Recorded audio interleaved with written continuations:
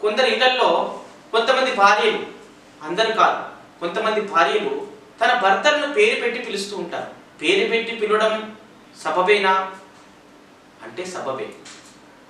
ఉదాహరణకి శ్రీరామచంద్రుడు కూడా తన భార్యను తన తండ్రి వంశంతో పిలుస్తూ చాలా సందర్భాలు కనిపిస్తాయి. జనకపుత్రి అంటారు. మరి అట్లాగే సీతమ్మ వారు కూడా శ్రీరాముల వారిని పేరు పెట్టి పిలిచారు, చాలాసార్లు పిలిచారు. కానీ ఎలాంటి సందర్భంలో పిలుస్తారు అంటే ఏకాంతమైనటువంటి సమయంలో మాత్రమే పిలుచుకుంటారు. మిగతా సమయంలో పిలవడం అది సబబు కాదు, అది సంస్కారహీనతకు చిహ్నము, గుర్తు. ప్రతి గృహిణి ఆలోచించుకొని నడుచుకోవాలి. తనను పేరు పెట్టి పిలవడం వలన నీ గౌరవం కూడా అక్కడ తగ్గుతుంది అని గుర్తించాలి.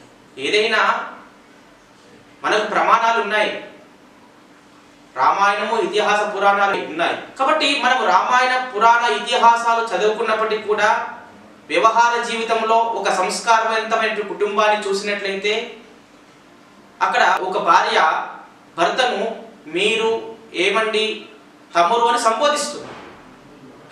కానీ ఈ రోజుల్లో మనం చూస్తున్నాము పేరు పెట్టి పిలుస్తున్నారు అందరి ముందర.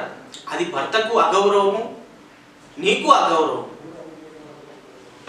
కాబట్టి అలా పిలవకుండా ఒక హిందూ ధర్మ పద్ధతిలో గృహిణులు కానీ గృహస్థుడు అయినటువంటి పురుషుడు కానీ జీవించడానికి ప్రయత్నం చేయాలి. అలా హైందవ ధర్మంలో ఉన్నటువంటి పద్ధతులను పాటించాలి.